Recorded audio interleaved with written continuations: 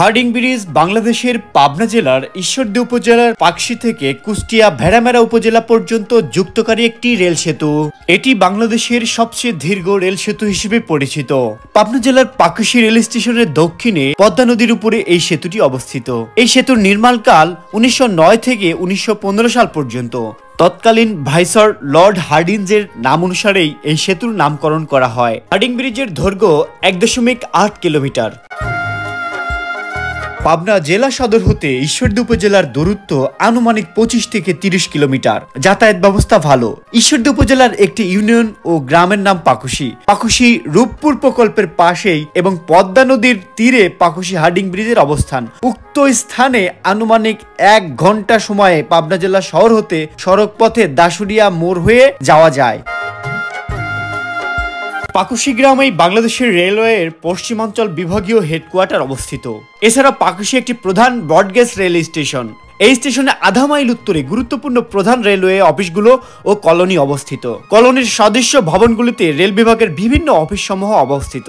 এর পশ্চিম পাশ দিয়ে প্রবাহিত পদ্মার দৃশ্য অতীব নয়নাভিরাম। পাকুশী থেকেই বাংলাদেশের রেলওয়ে বৃহত্তম সেতু হার্ডিং ব্রিজ পদ্মা বক্ষ অতিক্রম করেছে।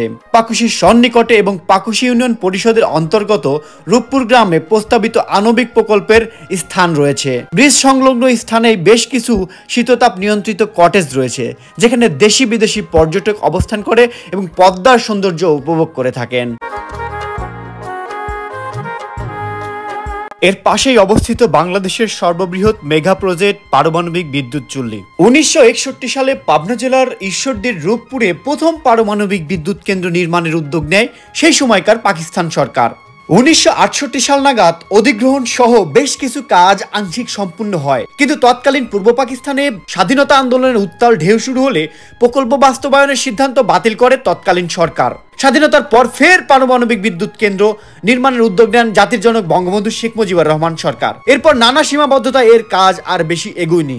1996 সালে বঙ্গবন্ধু কন্যা শেখ হাসিনা প্রথমবার ক্ষমতায় এলে গতি পায় প্রকল্পের কাজ। 2009 সালে তার নেতৃত্বে আওয়ামী লীগ দ্বিতীয়বার সরকার গঠন করলে চূড়ান্ত পর্যায়ের কাজ শুরু হয়। সাবেক প্রধানমন্ত্রী শেখ হাসিনা সরকারের টানা 3 মেয়াদের শেষ দিকে এসে এই বিদ্যুৎ কেন্দ্র আলোর মুখ দেখতে যায়। এই দীর্ঘ 62 বছরের নানা চড়াই উতরাই পেরিয়ে ইতিহাসের বাঁক বদলের সাক্ষী হয়ে সফল হয় এই প্রকল্পটি। পারমাণবিক বিদ্যুৎ কেন্দ্রের যুগে প্রবেশ করেছে বর্তমান বাংলাদেশ।